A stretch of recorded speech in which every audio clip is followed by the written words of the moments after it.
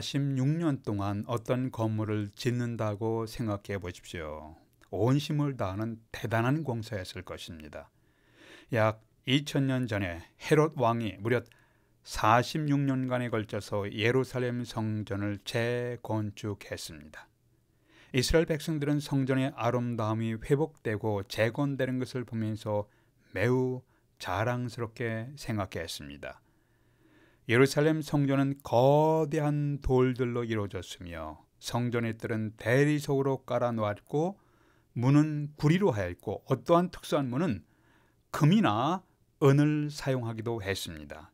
1세기 역사가 요세푸스에 의하면은 해가 비치면 금, 은, 구리의 반사로 예루살렘 성전은 대단히 아름다운 신비스러운 모습이었다고 전해지고 있습니다.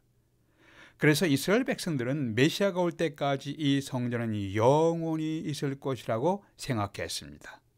예수님의 제자들도 이 성전을 보면서 감탄했습니다. 1절에 보니까 예수께서 성전에서 나가실 때 제자 중 하나가 가로되 선생님이여 보소서 이 돌들이 어떠하며 이 건물들이 어떠하니이까.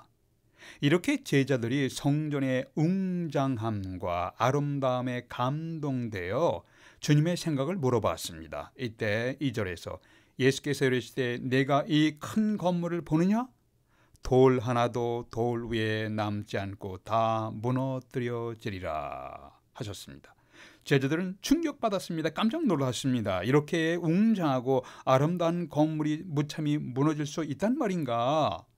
예수님 사역 초창기의 요한복음 2장에서 벌써 주님은 성전이 무너질 것을 언급했습니다. 사람들은 46년간 지은 성전이 무너진다니 그것이 어떻게 가능한 일인가 라고 놀란 일이 있었습니다.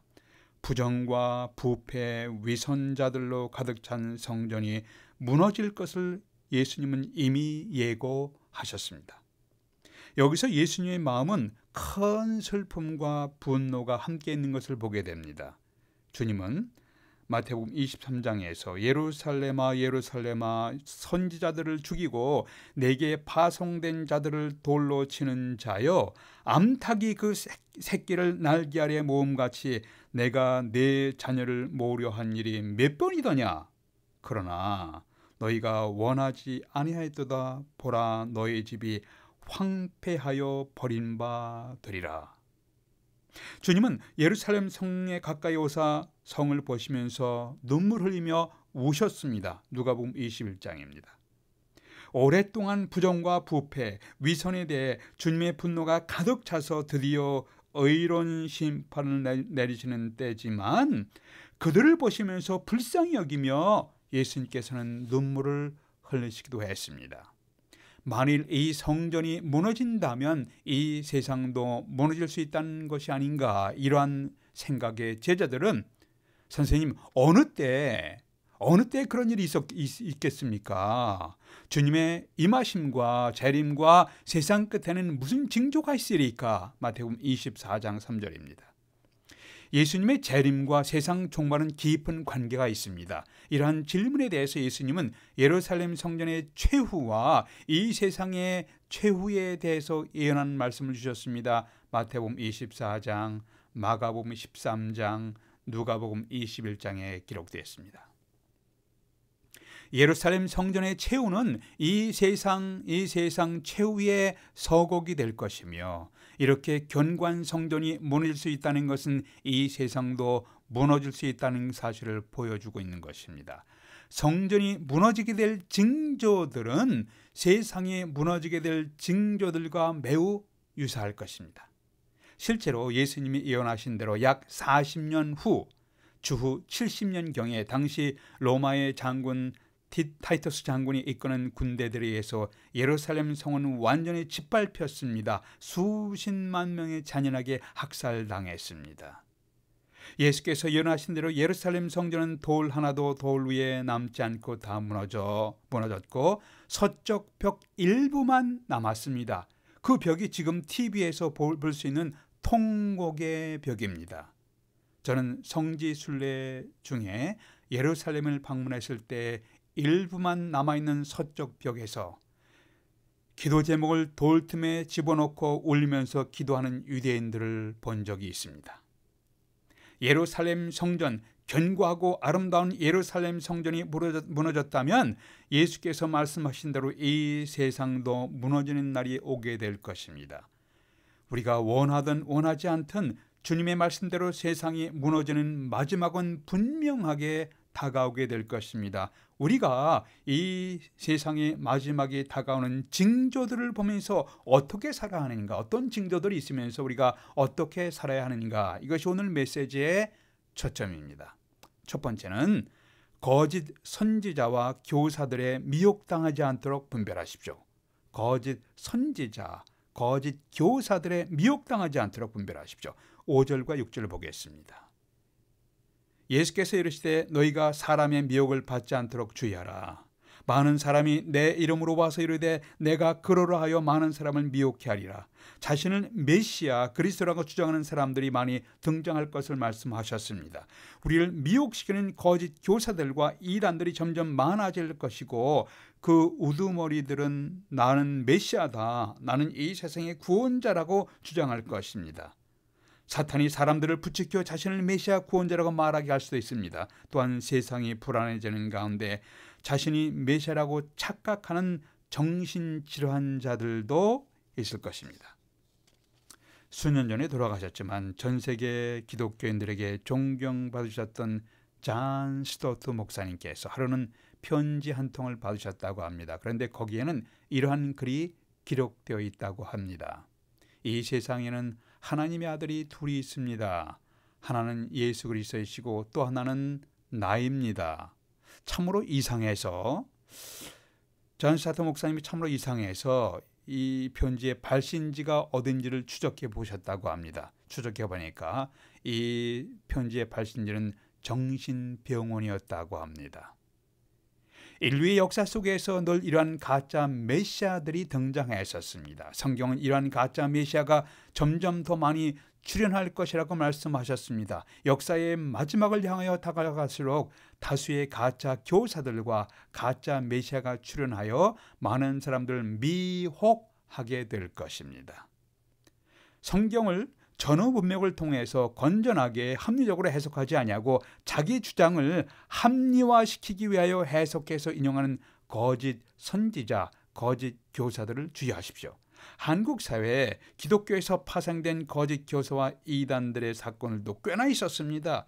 통일교 있죠, 영생교 있죠, 구원파 있었죠, 또 요즘에 신천지 등이 있습니다. 미국에서도 찰스 러셀 주장을 따라가는 여호와의 증인이 있죠. 조셉 스미스와 브리그햄 영을 주장하는 몰몬 교도들도 있습니다. 왜 이렇게 기독교에 가짜와 사이비가 많습니까? 프랑스의 파스카는 이렇게 대답했습니다. 진짜가 있기 때문이다. 왜 이렇게 가짜와 사이비가 많습니까? 그것은 진짜가 있기 때문이다. 아무도 가짜를 모방하거나 모조하려고 하지 않습니다. 진짜가 있기 때문에 가짜가 생깁니다.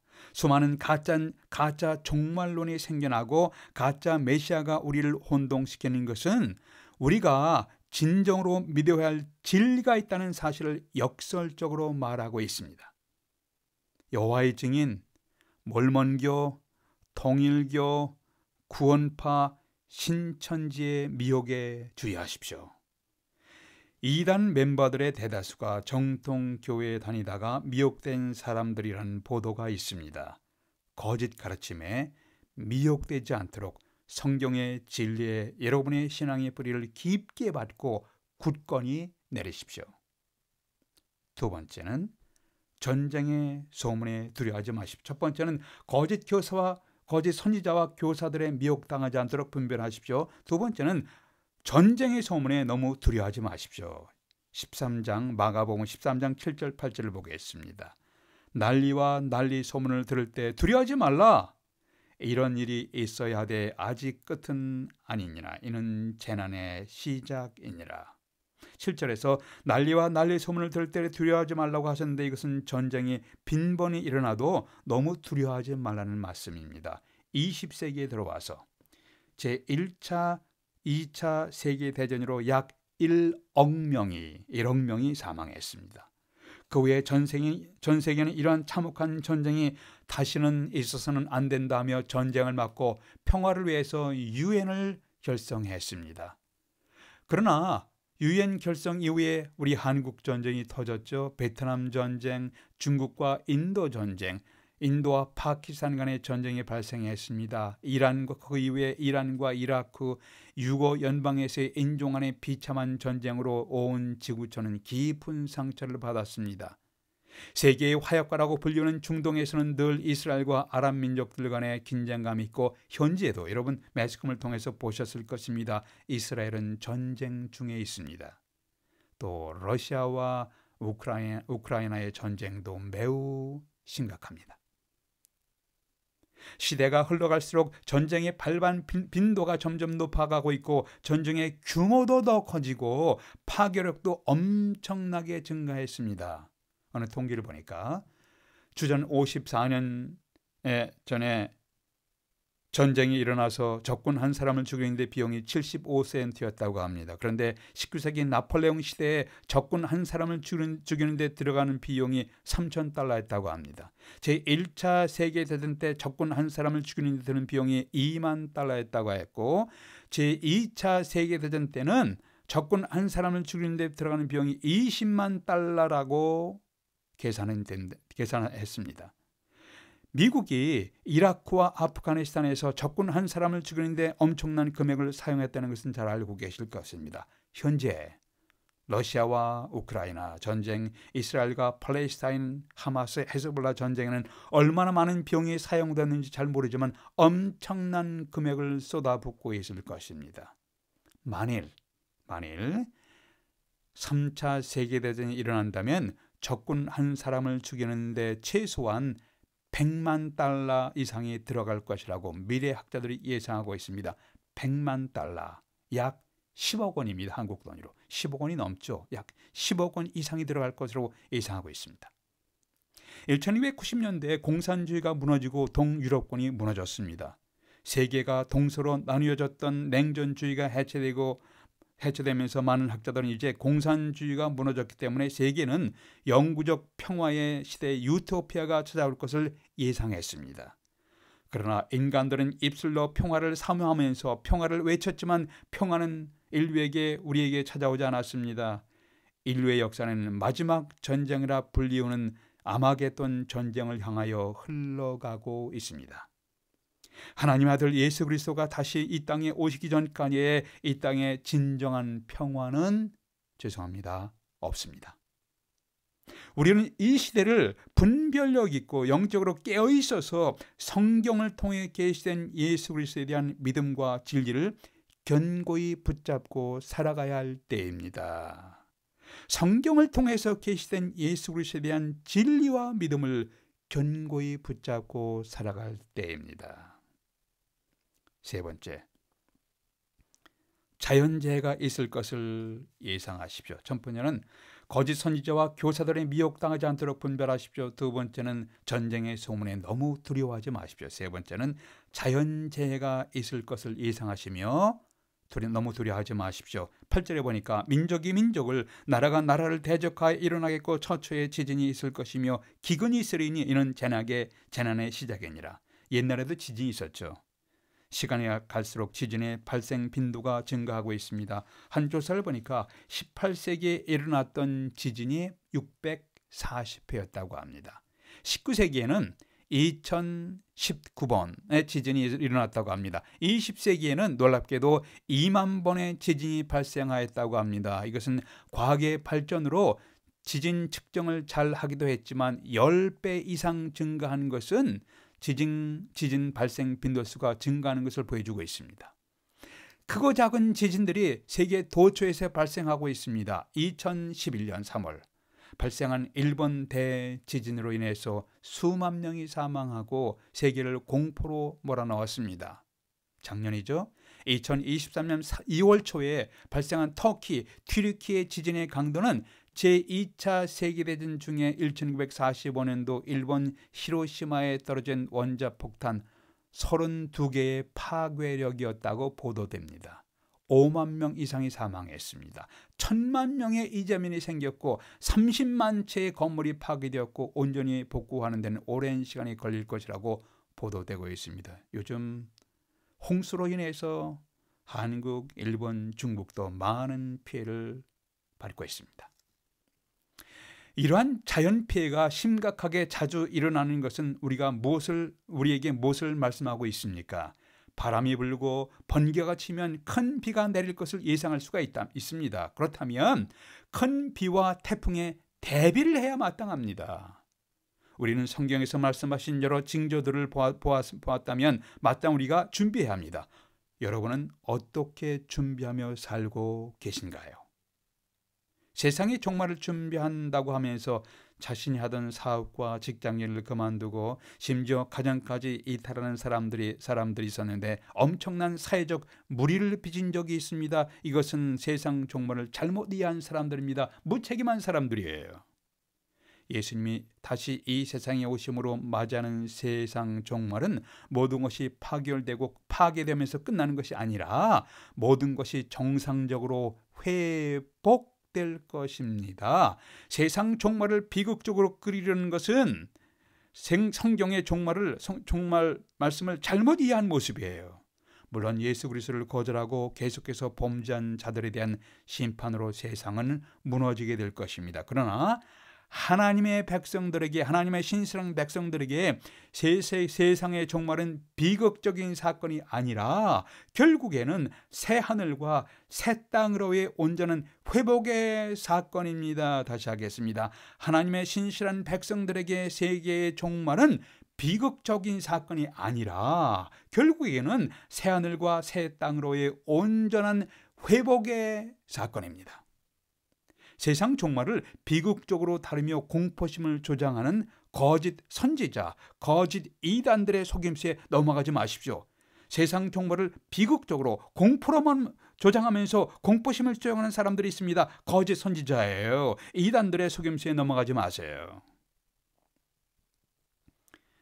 예수님이 다시 오셔서 세상의 종말을 마치시고 새롭게 하기 전까지 현재 우리의 과제는 우리가 어떻게 살아야 합니까? 입니다.